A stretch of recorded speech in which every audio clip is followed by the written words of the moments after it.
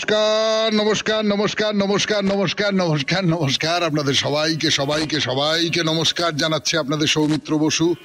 সবাইকে অজস্র শুভকামনা জানাচ্ছে, সবাইকে স্বাগত জানাচ্ছে আজকের এই শরণাগত অনুষ্ঠানে এবং সবাইকে শুভ সকাল জানাচ্ছে।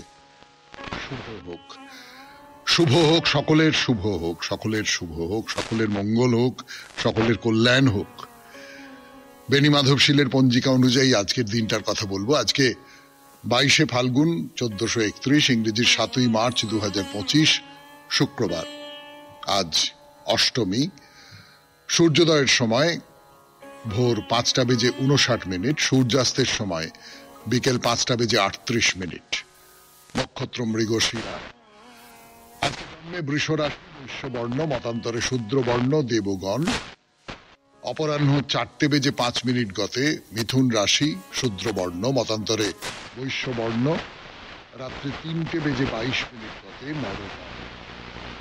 আমাদের হোয়াটসঅ্যাপে চিঠি পাঠাবার নাম্বার 9831922927। চিঠির গোড়ায় অতি অবশ্যই SG লিখতে হবে।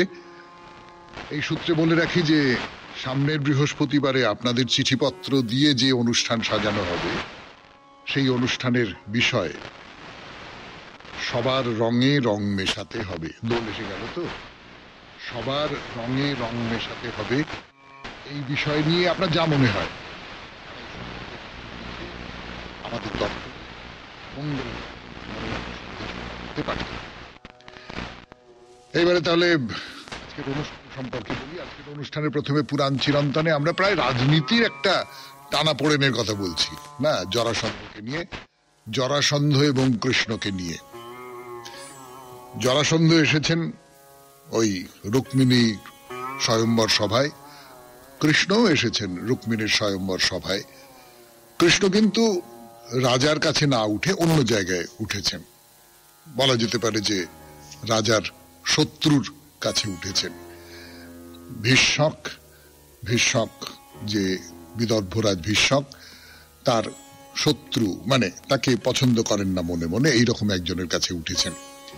তারপরে কি হলো, খুব খুব কৌতূহলোদ্দীপক ব্যাপার এবং খুব কি বলবো, যাকে বলে রাজনৈতিক একটা আখ্যান বা নাটক যেন হচ্ছে চোখের সামনে, এরকমটা মনে হতে পারে। তারপরে চলে যাব স্বামী বিবেকানন্দের রচনা থেকে পাঠ এই পর্বে।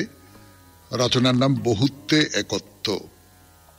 একটা কথা বলে রাখি, যে অংশটা পড়বার কথা এখন, তাতে অনেকগুলো সংস্কৃত শ্লোক আছে। আমি সেই মূল সংস্কৃতগুলো পড়বো না, তার বাংলা অনুবাদ করে দিয়েছেন স্বামী বিবেকানন্দ। নিশ্চয়ই ইংরেজিতে অনুবাদ করেছিলেন, তার বাংলা রূপান্তরে বাংলা অনুবাদ করা আছে, আমি সেইগুলোই পড়ব। তারপরে চলে যাব ঠাকুর শ্রী রামকৃষ্ণ পরমহংসদেবের কথামৃত থেকে পাঠ এই পর্বে। কথামৃত থেকে পড়ে শোনাবার পর স্বামী লোকেশ্বরানন্দের একটি রচনা পড়ব। তারপর তো আপনাদের চিঠিপত্র এবং শেষে বাইরে দূরে। যোগুলাম্মা মন্দিরে আছি আমরা এখন, তেলেঙ্গানার 92.7 বিগ FM এ শরণাগত অনুষ্ঠান শুনতে বসেছেন আপনারা। আমি আছি আপনাদের সঙ্গে, আপনাদের সৌমিত্র বসু। ফিরে আসছি, একটু গান শুনে নেওয়া যাক। তো যেটা বলছিলাম আপনাদের, যে জরাসন্ধ এসেছেন এই রুক্মিণীর স্বয়ম্বর সভায়, সেই সঙ্গে সঙ্গে কৃষ্ণও এসেছেন, কিন্তু কৃষ্ণ ভীষ্মকের কাছে যাননি। কৃষ্ণ গেছেন কৈশিক ক্রোথের বাড়িতে। এই মানুষটি ভীষ্মককে পছন্দ করেন না, কিন্তু বাধ্য হয়ে তার বশ্যতা স্বীকার করতে হয়েছে তাকে, এইরকম একটা জায়গায়। এখন তার ফলে যেটা হয়েছে সেটা হচ্ছে যে কৃষ্ণ যে এসেছেন সেই খবরটা পেয়ে গেছেন সকলে। পেয়ে যাওয়ার ফলে অন্য আরেকজনের বাড়িতে উঠেছেন এবং তিনি, তার সঙ্গে ভীষ্মকের সম্পর্ক খুব ভালো নয়, সেই সূত্রে জরাসন্ধের সঙ্গে সম্পর্ক, মানে ভেতরে ভেতরে একটা বিরোধিতার মনোভাব আছে। তার সঙ্গে কৃষ্ণ একসঙ্গে জোট বাঁধছেন, এইটা এরা সকলে লক্ষ্য করেছেন এবং জরাসন্ধ এটা বুঝতে পেরেছেন যে কৃষ্ণ রুক্মিণীকে লাভ করবার জন্য এখানে এসেছেন, তিনি চেষ্টা করবেন এবং তার ফলে হয়তো একটা যুদ্ধও বেঁধে যাবে। তো জরাসন্ধ বিদর্ভের যে রাজসভা, সেই রাজসভায় রাজারা যারা রয়েছেন তাদের একটা বড় ভাষণ দিলেন তাদের সামনে। এই যে উদ্ভূত পরিস্থিতি, এই পরিস্থিতি নিয়ে তাদের সামনে একটা বড় করে ভাষণ দিলেন। এবং যেটা বলবার কথা সেটা হচ্ছে, সেখানে কৃষ্ণ সম্পর্কে তিনি অনেকগুলো কথা বলেছেন। সেই কথাগুলো সবটাই কিন্তু কৃষ্ণকে প্রশংসা করে। এইরকম কথা আমাদের পুরাণে আছে, সত্যি মিথ্যে কিনা আমি জানি না, পণ্ডিতেরা কেউ কেউ এই ব্যাপারে সংশয় প্রকাশ করেছেন। কিন্তু এই যে কথাগুলো বললেন, রাজাদের কৃষ্ণ সম্পর্কে তিনি কিছু কথাবার্তা বলেছেন, এটা কিন্তু একটা ভূমিকা। কৃষ্ণ এই বিদর্ভ রাজ্যে যে এসেছেন তাকে কি নেমন্তন্ন করা হয়েছে? না, নেমন্তন্ন করা হয়নি। তাহলে তাতে তো একটা বিবাহ উৎসবে গন্ডগোল হতে পারে। অনিমন্ত্রিত একজন যদি স্বয়ম্বর সভায় ঢুকে পড়েন, অন্য রাজারা আছেন, তাদের মানে লাগতে পারে, ফলে একটা গন্ডগোল বাঁধবে। জরাসন্ধ বুঝে নিতে চাইছেন যে অন্য রাজাদের এই ঘটনাটা সম্পর্কে মনোভাবটা কি। মানে কৃষ্ণের প্রশস্তি করছেন, কৃষ্ণ খুব ভালো, কৃষ্ণ খুব বড়। কিন্তু কৃষ্ণ এই যে বিনা নিমন্ত্রণে এখানে চলে এলেন, আপনাদের কি মনে হয় বলুন তো, এটা কিভাবে আমাদের দেখা উচিত? মানে একটা গন্ডগোল বাঁধতে পারে তো এর ফলে। সেইটা আপনারা কিভাবে দেখছেন, আপনারা বলুন। মহারাজ ভীষ্মক নিশ্চয়ই তিনি জরাসন্ধের অনুগামী, কিন্তু মেয়ের বাপ তো, মেয়ের এই বিয়ের ব্যাপারে কোন রকমের যুদ্ধ লেগে গেল, সেইটা তো তিনি নিশ্চয়ই চাইবেন না। তো সেইখানে একজন রাজা ছিলেন, তার নাম দন্তবক্র, করুষ দেশের রাজা। তো দন্তবক্র তিনি জরাসন্ধের অনুগামী একজন রাজা।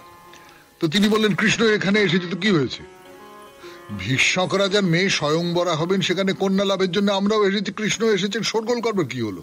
এতে দোষও নেই, গুণও নেই, সবাই তো আমরা একই উদ্দেশ্যে এসেছি। এটা নিয়ে আমরা এত আলোচনা করছি কেন?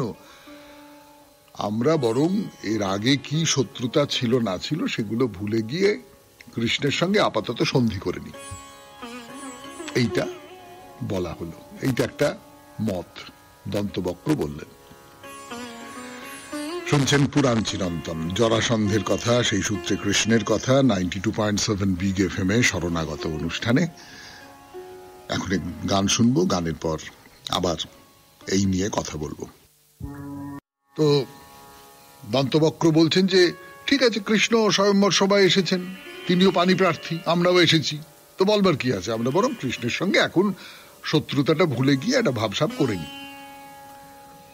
তো সৌরপতি শাল্য খুব রেগে গেলেন।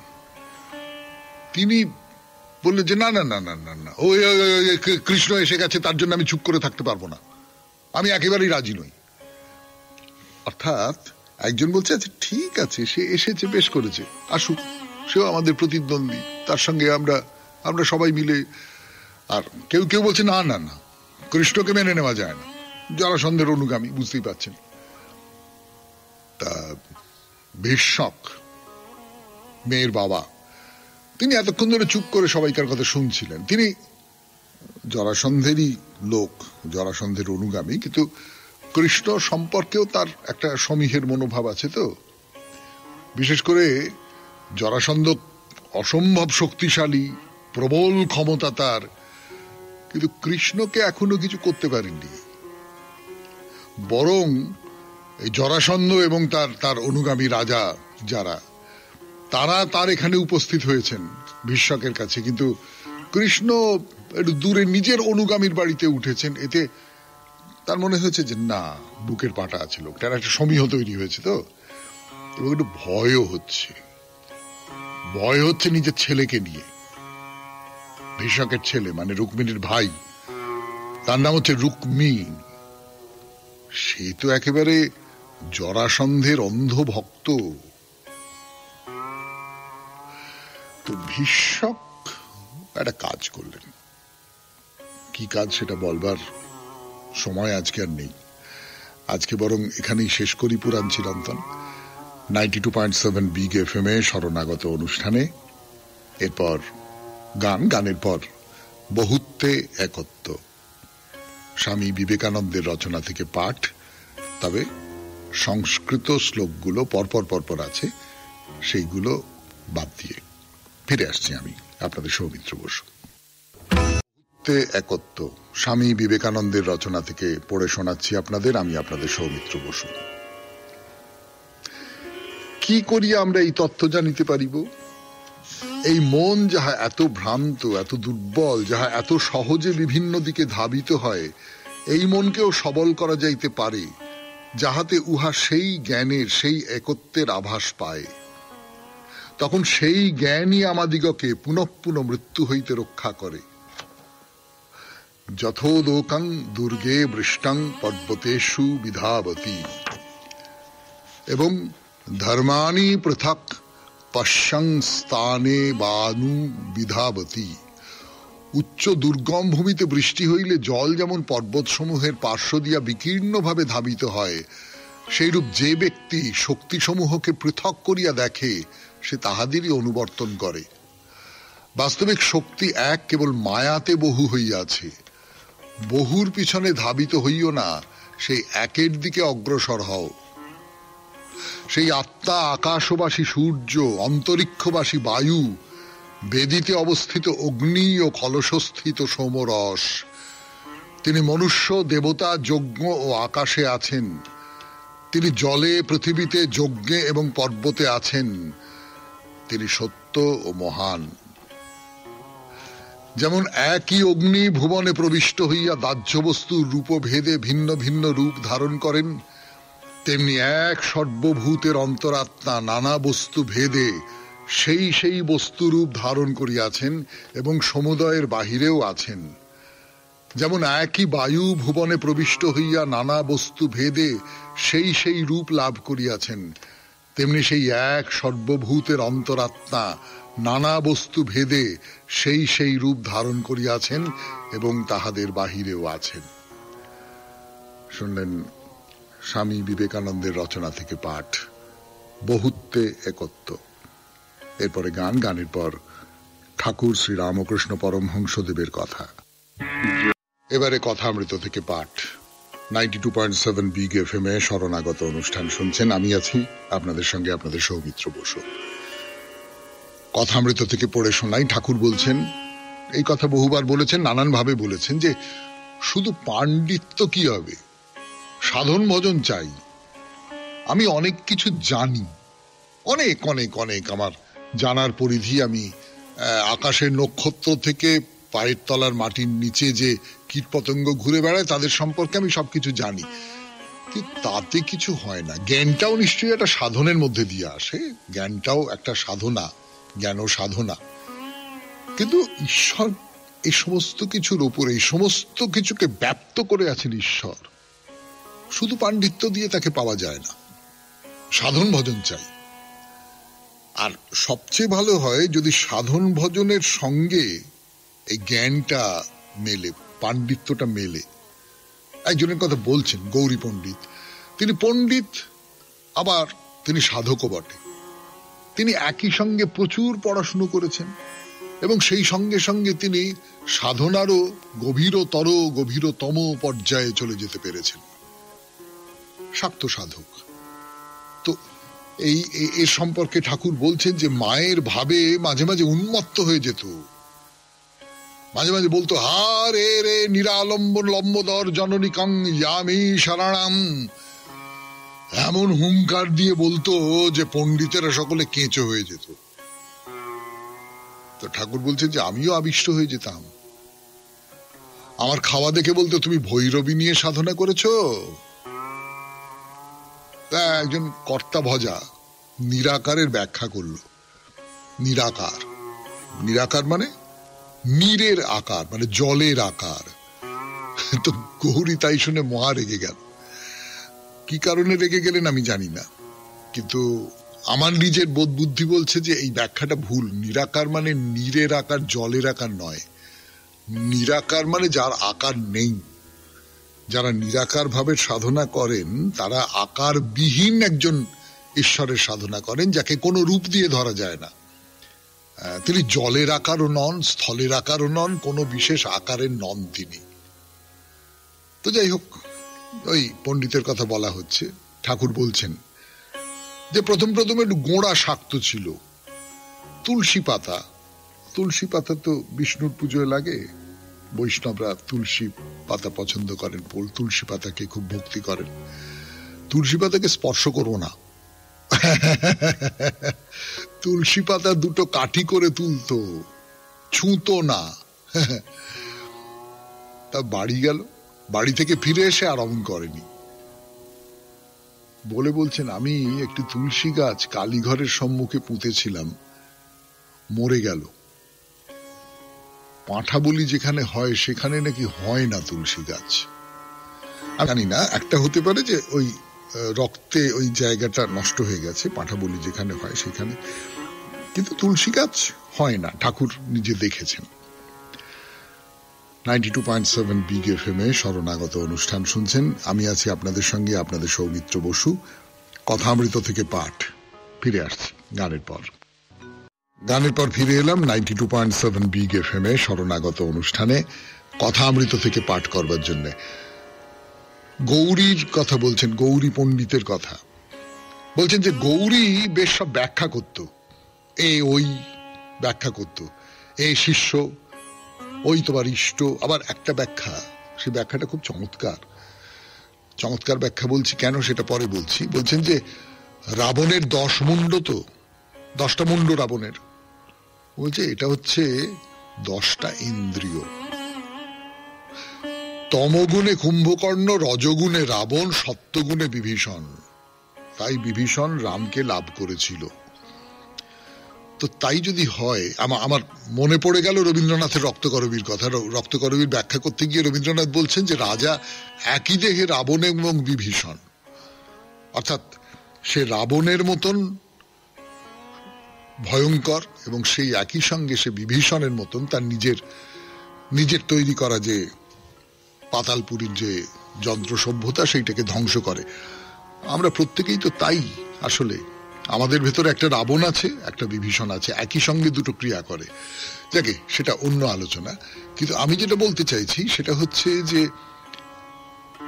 এই যে নানান গুণ অনুযায়ী এক একটা চরিত্রকে ব্যাখ্যা করা, অর্থাৎ একটা মানুষের মধ্যে নানান গুণ থাকতে পারে, বা বিভিন্ন মানুষ বিভিন্ন গুণের ফলে বিভিন্ন চরিত্রের ব্যাপার তৈরি হয়ে যায়। তো সবাই বসে আছেন, দুপুরবেলা একটু বিশ্রাম করছেন ঠাকুর। তো কলকাতা থেকে রাম, তারক, মানে শিবানন্দ, এরকম সব ভক্তরা এসে উপস্থিত হলেন। ঠাকুরকে প্রণাম করে তারা মেঝেতে বসলেন। তা মাস্টারমশাইও মেঝেতে বসে আছেন। তো রাম বলছেন আমরা খোল বাজনা শিখছি। তো ঠাকুর বলছেন যে নিত্য গোপাল বাজাতে শিখেছে, এইসব জিজ্ঞেস করছে। তো ঠাকুর বলছেন যে যদি কেউ কিছু একটা শেখে তাহলে আর অত মুখ নিচু করে থাকবে না। একটা দিকে খুব মন দিলে ঈশ্বরের দিকে তত থাকে না। তো রাম বলছেন আমি মনে করি আমি যে শিখছি কেবল সংকীর্তনের জন্য, অর্থাৎ ঈশ্বরের কথা ভেবেই আমি শিখছি, কিন্তু ঈশ্বরকে পাবার কথা ভেবেই শিখছি। যাই হোক, ঠাকুরের বলা একটা গল্প বলি আপনাদের। রাম বা অন্য ভক্ত এদের বলছেন যে ওদেশে একজনের বাড়িতে প্রায় সর্বদাই গিয়ে থাকতাম। তারা সমবয়সী, তারা সেদিন এসেছিল, এখানে 2-3 দিন ছিল। তাদের মা সবাইকে ঘৃণা করত। শেষে সেই মায়ের পায়ে খিল কিরকম করে খুলে গেল আর পা পচতে লাগলো। ঘরে এত পচা গন্ধ হলো যে লোকে ঢুকতে পারত না। একই ওই নিন্দা করতো এই কারণে আমরা জানি না, কোনো কারণে গ্যাংগ্রিন হয়ে গিয়েছিল, কোনো কারণে কেটে গিয়ে গ্যাংগ্রিন হয়ে গিয়েছিল, সেটা মাও বুঝতে পারেনি, ঠাকুরও ওই রকম করে ধরতে পারেননি। কিন্তু ঠাকুর ওইটা বলছেন, মানে এর ভেতর থেকে যে কথাটা তিনি বলতে চাইছেন সেটা হচ্ছে যে কারুর নিন্দে করো না। শেষ হলো কথামৃত থেকে পাঠ 92.7 বিগ এফএম-এ শরণাগত অনুষ্ঠানে।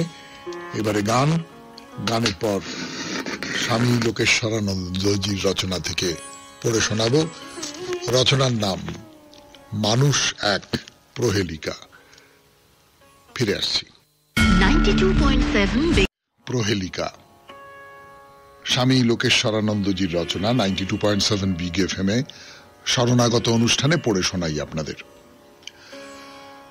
মানুষ নিঃসন্দেহে সব জীবের মধ্যে শ্রেষ্ঠ, তবুও কখনো কখনো সে অন্যান্য পশুর মতো এমনকি তাদের চাইতেও খারাপ আচরণ করে।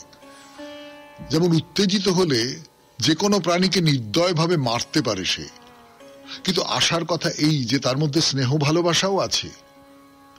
কিভাবে তার মধ্যে এই রকম বিপরীত গুণের সমাবেশ ঘটেছে সেটা আশ্চর্যের ব্যাপার। তবে ঠিক এই বৈপরীত্যের কারণেই সে এক প্রহেলিকা। তার মধ্যে ভালো মন্দ এমন ভাবে মিশে আছে যে তাকে শুধুই ভালো অথবা শুধুই মন্দ এমন সুনির্দিষ্টভাবে চিহ্নিত করা যায় না। তার পরিবেশের জন্যই যে সে ভালো অথবা মন্দ তা নয়। পরিবেশ অবশ্যই তাকে কিছুটা প্রভাবিত করে, কিন্তু সেই প্রভাব কাটিয়ে উঠে নিজের আদর্শ অনুযায়ী চলার ক্ষমতাও আছে তার। অর্থাৎ সে সর্বতোভাবে পারিপার্শ্বিকতার হাতের পুতুল নয়। পরিবেশ যেরকমই হোক না কেন সে তার স্বাধীন ইচ্ছা অনুযায়ী কাজ করতে পারে, যা অন্য কোনো প্রাণী পারে না। পরিবেশের সঙ্গে তাকে একটু একটু মানিয়ে চলতে হয় ঠিকই, তবুও নিজের ওপর সে কর্তৃত্ব করতে পারে। পারিপার্শ্বিক অবস্থা অনুকূল হলে ভালো, কিন্তু তা যদি না হয় তাহলে সেই প্রতিকূলতা কাটিয়ে ওঠার জন্য তাকে চেষ্টা করতে হয়, এবং উপযুক্ত মনোবল থাকলে সে কাজে সে সফলও হয়। মূল কথাটি হলো মানুষ নিজেই নিজের ভাগ্য বিধাতা। একথা কিন্তু মনুষ্যেতর জীবের ক্ষেত্রে বলা চলে না। তারা পরিস্থিতির দাস, তার হাতেই গড়া, এবং তাদের স্বাধীন ইচ্ছা নেই বললেই চলে। কোনো পশু অন্যায় করলে বুঝতে হবে সহজাত প্রবৃত্তিই তাকে ওই কাজে বাধ্য করেছে। আবার সে যদি ভালো কিছু করে, যেমন কুকুর অনেক সময় অদ্ভুত সব কাজ করে সাহস ও প্রভুভক্তির পরিচয় দেয়, সেক্ষেত্রে বুঝতে হবে তার পিছনে আছে তার প্রভুর শিক্ষা এবং ভালোবাসা। এ নয় যে সে চিন্তা করে বিচার বিবেচনা করে তার কর্তব্য স্থির করতে পারে। সে যা করে হয় তা সহজাত প্রবৃত্তির বশে, নয়তো শিক্ষার গুণে। মানুষ কিন্তু তা নয়। সে সব দিক বিচার করে, তার পক্ষে যা ভালো সেই ধরনের কর্মপন্থা বেছে নিতে পারে। সহজাত প্রবৃত্তি বা অভ্যাস তাকে সম্পূর্ণভাবে পরিচালিত করে না। ইচ্ছে করলে পুরনো জীবনকে বিদায় দিয়ে সম্পূর্ণ নতুনভাবে জীবন গড়তে পারে সে। অর্থাৎ প্রবৃত্তির দংশন তুচ্ছ করে সে তার ইচ্ছা শক্তিকে ইচ্ছা মতো কাজে লাগাতে পারে। এখন প্রশ্ন, কোনটা ন্যায় কোনটা অন্যায় এই বিচার যখন মানুষ করতে পারে, নিজের আচার আচরণকে সঠিক পথে পরিচালিত করার মতো মূল্যবোধ যখন তার আছে, যে কোনো ধরনের লোভ জয় করার ক্ষমতাও যখন সূক্ষ্মভাবে তার ভিতরে আছে, তখন মানুষ কেন অন্যায় করে? বস্তুত মানুষই একমাত্র প্রাণী যে একটা লক্ষ্য স্থির করতে পারে এবং সেই লক্ষ্যে পৌঁছতেও পারে। নৈতিক দিক দিয়ে এবং অন্যান্য দিক দিয়েও একমাত্র সেই নিজেকে উচ্চ স্তরে তুলতে পারে। কিন্তু তা সত্ত্বেও সে কেন মাঝে মাঝে নিষ্ঠুর আচরণ করে বসে? পশুত্ব ও দেবত্ব এই দুই বিপরীত মেরুর মধ্যে কেন সে নিত্য দোলায়মান? দুই বিপরীত ধর্মী প্রান্তের কোনটি সে? সে যদি পশুই হয় তাহলে কেমন করে সে দেবোপম হতে পারে? আবার দিব্যতাই যদি তার স্বরূপ হয় তাহলে সে কেমন করে পশু হতে পারে? এর উত্তর এই, কখনো কখনো যদি তার ভিতর দিব্যতার প্রকাশ ঘটে তাহলে সর্বদাই সে ওই দিব্য ভাব প্রকাশ করতে পারে। সর্বদাই এই দিব্য ভাবে প্রতিষ্ঠিত থাকতে গেলে মানুষকে সংযত জীবনযাপন করতে হবে, যাতে কোনোভাবেই তার অন্তর্নিহিত দেবত্বটি পশুত্বের পাকে তলিয়ে না যায়। শিশু যখন প্রথম হাঁটতে শেখে তখন সে সবসময় সোজা হেঁটে যেতে পারে না, সে হোঁচট খায়, বারবার পড়ে যায়। কিন্তু অভ্যাস করতে করতে সে শীঘ্রই সোজা হয়ে হাঁটতে পারে। ঠিক সেই রকম অভ্যাস ও কঠোর পরিশ্রমের দ্বারা এমন একটা অবস্থা মানুষ লাভ করতে পারে যখন সে নিত্যই দিব্য স্তরে বিরাজ করে, তখন আর তার পশুর স্তরে নেমে যাওয়ার কোনো সম্ভাবনা থাকে না। দেবত্বই মানুষের প্রকৃত পরিচয়। যাকে পশুত্ব বলা হচ্ছে সেটা সাময়িক একটা অবস্থা। স্বরূপের জ্ঞান হলে চিরতরে সেই দুরবস্থার অবসান হয়। শুনলেন স্বামী লোকেশ্বরানন্দের রচনা থেকে পাঠ 92.7 বিগ এফএম এ শরণাগত অনুষ্ঠানে। এবার আপনাদের চিঠিপত্র। আমি আছি আপনাদের সঙ্গে, আপনাদের সৌমিত্র বসু। ফিরে আসছি গানের পর। সবিতা রায়চৌধুরী চিঠি লিখেছেন হাওড়া শিবপুর বি গার্ডেন থেকে। পড়ে শোনাই সেই চিঠি 92.7 বিগ এফএম এ শরণাগত অনুষ্ঠানে। শ্রদ্ধেয় সৌমিত্র বাবুকে ফাল্গুনী ভোরের একরাশ শুভেচ্ছা ও ভক্তিপূর্ণ প্রণাম। বিগ এফএম এর সকল বন্ধুদের আমার অনেক শুভেচ্ছা ও ভালোবাসা। এবারের যে বিষয়টি নিয়ে লেখা অত্যন্ত ভারী বিষয়, সেটা সকলের কাছে বলে আমার মনে হয়। জীবনে বহু প্রতিকূলতার মধ্যে দিয়ে বড় হয়ে ওঠা, ভালো মন্দ সবার জীবনে কত ভুল কত ঠিক ঘটে চলেছে তা আমরা বুঝেও বুঝি না। তবে এতটা জীবন পথে এগিয়ে এসে ভয়ঙ্কর কিছু ভুল করেছি বলে মনে করতে পারি না। তাও সরস্বতী পুজোর আগে পাড়ার কাকিমাদের বাগানের সবজি বন্ধুরা মিলে তুলে চড়ুই ভাতি করা, ভোরের বেলা পাড়ার গাছে বন্ধুদের সাথে ফুল তুলে লুকিয়ে চলে আসা, এগুলোকে এখন অন্যায় বলে মনে হয়। আমার জীবনের সবচেয়ে বড় অন্যায় এই মুহূর্তে দাঁড়িয়ে যেটা মনে হয় সেটা হলো মা আমাকে ছেড়ে চলে যাবার 15 দিন আগে দেখতে চেয়ে দেখতে পাননি। করোনা আমাকে যেতে দেয়নি। আমি বুঝতে পারিনি মাকে আর দেখতে পাবো না। ফোনে মাকে বারবার বলেছিলাম, মা আমি যাব তোমার কাছে, কিন্তু যাওয়া হয়নি। যতদিন বেঁচে থাকবো ততদিন এই অনুতাপ আমার মনের গভীরে থেকে যাবে। এটা আমার কাছে অনেক বড় অন্যায় বা ভুল, যাই বলুক না কেন। কোথায় গেলি মা গো আমার, খেলনা দিয়ে ভুলিয়ে রেখে, গানটি মায়ের জন্য শোনালে বাধিত থাকবো। Binita Sabita Roychowdhury, Howrah, Shibpur B garden. খুব সুন্দর চিঠি, খুব আন্তরিক মর্মস্পর্শী চিঠি বলতে যেটা বোঝায়। কিন্তু একটা কথা বলি, কোথায় গেলি মা গো আমার এই গানটা বাজাতে পারবো কিনা জানি না। আসলে সেই গানই বাজানো যায় যে রেকর্ড কোম্পানির সঙ্গে বিগ এফএম এর চুক্তি আছে। এই গানটি কোন কোম্পানির এবং তাদের সঙ্গে চুক্তি আছে কিনা আমি তো জানি না।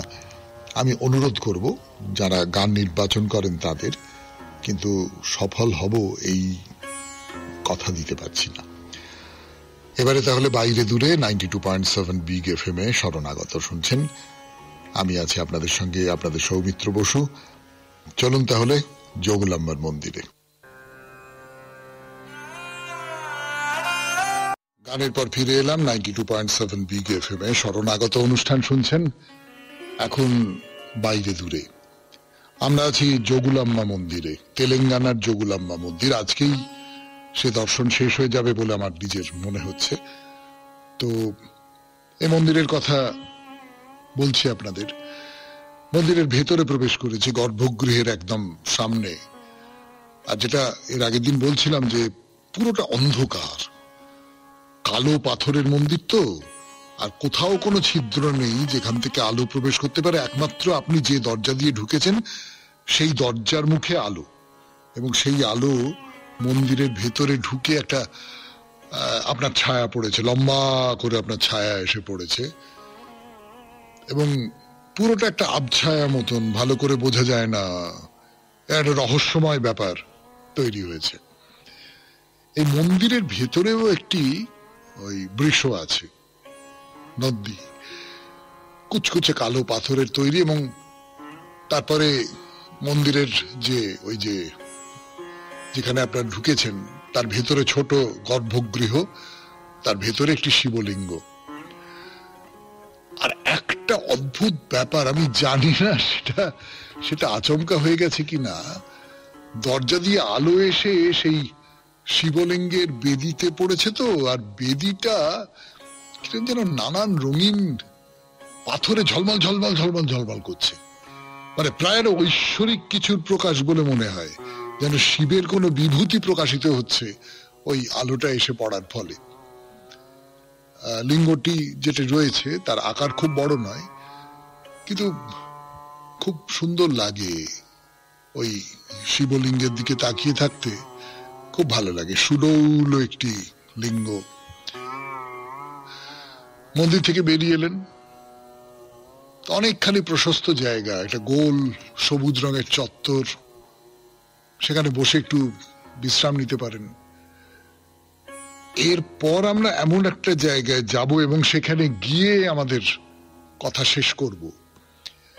সেটা সত্যি সত্যি অপূর্ব একটা জায়গা, মানে প্রাকৃতিক দৃশ্যের দিক থেকে অপূর্ব, অতুলনীয়।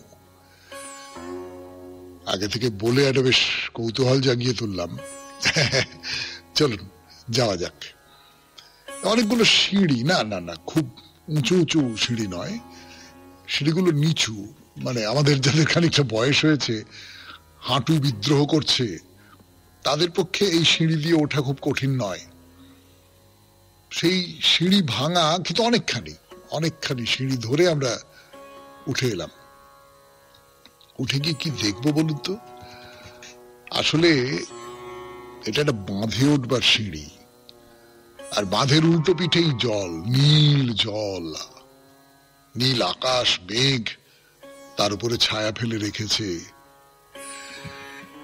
এই হলো তুঙ্গভদ্রা নদী, আর তার তীরে মন্দিরের সঙ্গে লাগোয়া এই হলো পুষ্করা ঘাট। ছোট্ট ছোট্ট নৌকো ভাসছে, কিছু নৌকো একেবারে গোল। হ্যাঁ, ঠিক মনে হবে আপনার যে ওই অনেক সময় তাল পাতার থালায় পরিবেশন করা হয় না নেমন্তন্ন বাড়িতে, একটু গ্রামের দিকে অনেক সময় হয়তো দিল, তাল পাতা দিয়ে তৈরি করা গোল থালা, সেরকম অনেকগুলো ছোট ছোট মানে বড় তাল পাতার থালা আর কি, সেইগুলো জলে ভাসছে। খুব অদ্ভুত দেখতে লাগে। মানুষজন সাঁতার কাটছেন, কেউ কি যে মাছও ধরছেন না এমনটা নয়। আর নদী তার বিরাট রূপ নিয়ে স্থির গতিতে বয়ে চলেছে, তুঙ্গভদ্রা। শুনছেন বাইরে দূরে যোগুলাম্মা মন্দিরের কথা 92.7 বিগ FM এ শরণাগত অনুষ্ঠানে। আমি আছি আপনাদের সঙ্গে, আপনাদের সৌমিত্র বসু। ফিরে আসছি গানের পর। নদী, এই যে আকাশ, এই যে মেঘ, এই যে নীল নীল দিগন্ত বিস্তৃত নীল, খোলা হু হু করে হাওয়া দিচ্ছে। একটা কথা খুব মনে হয়, ওই যে অন্ধকার মন্দিরের ঘর, কালো দেওয়াল, একটা মাত্র দরজা দিয়ে বাইরের আলো এসে পড়ে একটা রহস্যময় আলো আঁধারি তৈরি করেছে। সেখান থেকে বেরিয়ে এই যে আমরা নদীর তীরে এসে পৌঁছলাম, বিরাট একটা আকাশ, বিরাট একটা নদীর বুকে ঢলে পড়েছে, পাড়ে অসংখ্য মানুষ। এই সবটা কেমন একটা বৈপরীত্য তৈরি করে বলে মনে হয় না? এবং এই বৈপরীত্যটা, মানে জীবনের মধ্যে এই বৈপরীত্যটা আছে। জীবন কখনো অন্ধকার গভীর রহস্যময়, কখনো উদার মুক্ত আনন্দময়, যেমন এই জীবন মন্দিরের মধ্যে, আবার জীবন এই পুষ্করা ঘাট। তো বেশ অনেকখানি জায়গা জুড়ে এই ঘাট, ধাপে ধাপে ধাপে ধাপে নেমে গেছে সিঁড়ি। দূর থেকে দেখা যায় মন্দিরের চূড়ো, অনেকগুলো মন্দির, তো অনেক রকমের মন্দির, দেখতে ভারী চমৎকার লাগে। আপনি আবার ঘুরে ঘুরে ঘুরে ঘুরে মন্দিরগুলো দেখতে পারেন, পুরনো ধরনের মন্দির। আপনার মনে হবে যে আপনি কোনো একটা বহু প্রাচীন একটা জায়গায় এসে পড়েছেন, সেসব কথা তো বলেছি আপনাদের। এবং সেই প্রাচীন মন্দিরের যে অপরিমেয় সুন্দর ভাস্কর্য, সেই ভাস্কর্যের কথাও বলেছি। সেইগুলোর সামনে দিয়ে ঘুরে বেড়াতে বেড়াতে খুব মন কিরম উদাস হয়ে যায়। কত কত কত বছর আগে এখানকার এই সমস্ত মানুষ, শিল্পী, তারা এগুলো তৈরি করেছিলেন। যাই হোক, শেষ হলো যোগুলাম্মা মন্দিরের কথা। তেলেঙ্গানার এই মন্দির দর্শন করলাম। এরপর নতুন কোন মন্দির, নতুন কোন রাজ্য। তো এই যে নতুন কোন মন্দির, নতুন কোন রাজ্য, কোন রাজ্যে যাব আমরা? একটা কথা বলি আপনাদের, মাঝে মাঝে মনে হয় এই যে ভারতের রাজ্যগুলো, এগুলো যদি বেশ ওই ওই ওই ওই ওই সল্ট লেকের রাস্তার মতো খুপি খুপি খুপি খুপি করে সুন্দর মাপ মতো বসানো থাকতো, যেরকম টালি বসানো হয় আর কি, সবকটা সমান মাপে, চৌকো চৌকো চৌকো চৌকো, তাহলে কি ভালোই না হতো। অন্তত আমাদের এই শরণাগতর পক্ষে কোন রাজ্যের পর কোন রাজ্যে যাব সেইটা নিয়ে আমাদের আর এত মাথা ঘামাতে হতো না। একটা রাজ্য কেন আর একটা রাজ্যের থেকে আলাদা হয়ে যেতে পারে, তার তো নানান রকমের কারণ থাকে, ভৌগোলিক কারণ থাকে, জনগোষ্ঠীর কারণ থাকতে পারে, আরো আরো সব নানান রকমের জটিল অঙ্ক আছে। তো হালকাভাবে যে কথাটা বলেছিলাম তার সূত্র ধরেই বলি, আর একটা রাজ্যের সঙ্গে একটা রাজ্যের সীমারেখা খুব সুনির্দিষ্টভাবে এর পাশে এই রাজ্য তার পাশে এই রাজ্য এইরকম করে বলা চলে না। যেমন এই যে তেলেঙ্গানার মন্দিরের কথা বললাম, এরপর আপনাদের কোন রাজ্যের মন্দিরের কথা বলবো, কোন দেবী মন্দিরের কথা, সেই কথা বলা যাবে সেই সোমবার থেকে 92.7 বিগ এফএম এ শরণাগত অনুষ্ঠানে। আজকের মতো তাহলে শরণাগত এখানেই শেষ করি। আর আপনাদের মনে করিয়ে দিই, বৃহস্পতিবারে যে আপনাদের চিঠিপত্র নিয়ে অনুষ্ঠান হবে তার বিষয়ে সবার রঙে রং মেশাতে হবে, এই নিয়ে একটি চিঠি 250 শব্দের মধ্যে আমাদের দপ্তরে মঙ্গলবার সন্ধে 6টার মধ্যে যেন পৌঁছে যায়। সবার রঙে রং মেশাতে হবে। বুঝতেই পারছেন সামনে দোল, তাই এই লাইনটা মনে পড়লো। তাহলে আজকের মতো শেষ করি শরণাগত। আমাদের হোয়াটসঅ্যাপে চিঠি পাঠাবার নাম্বার 9831922927। চিঠির গোড়ায় অতি অবশ্যই SG লিখতে হবে। রবীন্দ্রনাথের কবিতা দিয়ে শেষ, তাই তো? রাজার বাড়ি। আমার রাজার বাড়ি কোথায় কেউ জানে না, সে তো, সে বাড়ি কি থাকতো যদি লোকে জানতে পেত? রূপো দিয়ে দেওয়াল গাঁথা, সোনা দিয়ে ছাদ, থাকে থাকে সিঁড়ি ওঠে সাদা হাতির দাঁত। 7 মহলা কোঠায় সেটা থাকেন সুয়োরানী, 7 রাজার ধন মানিক গাঁথা গলার মালাখানি। আমার রাজার বাড়ি কোথায় শোনমা কানে কানে, ছাদের পাশে তুলসী গাছের টব আছে যেইখানে। রাজকন্যা ঘুমোয় কোথা 7 সাগরের পারে, আমি ছাড়া আর তো কেহ পায় না খুঁজে তারে। 2 হাতে তার কাঁকন দুটি, 2 কানে 2 দুল, খাটের থেকে মাটির পরে লুটিয়ে পড়ে চুল। ঘুম ভেঙে তার যাবে যখন সোনার কাঠি ছুঁয়ে, হাসিতে তার মানিকগুলি পড়বে ঝরে ভুঁয়ে। রাজকন্যা ঘুমোয় কোথা শোনমা কানে কানে, ছাদের পাশে তুলসী গাছের টব আছে যেইখানে। তোমরা যখন ঘাটে চলো স্নানের বেলা হলে, আমি তখন চুপি চুপি যাই যে ছাদে চলে। পাঁচিল বেয়ে ছায়াখানি পড়ে মা যেই কোণে, সেইখানেতে পা ছড়িয়ে বসি আপন মনে। সঙ্গে শুধু নিয়ে আসি মিনি বেড়ালটাকে, সেও জানে নাপিত ভায়া কোনখানেতে থাকে। জানিস নাপিত পাড়া কোথায়? শোনমা কানে কানে, ছাদের পাশে তুলসী গাছের টব আছে যেইখানে। খুব ভালো থাকবেন, আনন্দে থাকবেন। নমস্কার নমস্কার নমস্কার নমস্কার নমস্কার নমস্কার নমস্কার নমস্কার। আপনাদের সবাইকে সবাইকে সবাইকে নমস্কার জানাচ্ছে আপনাদের সৌমিত্র বসু।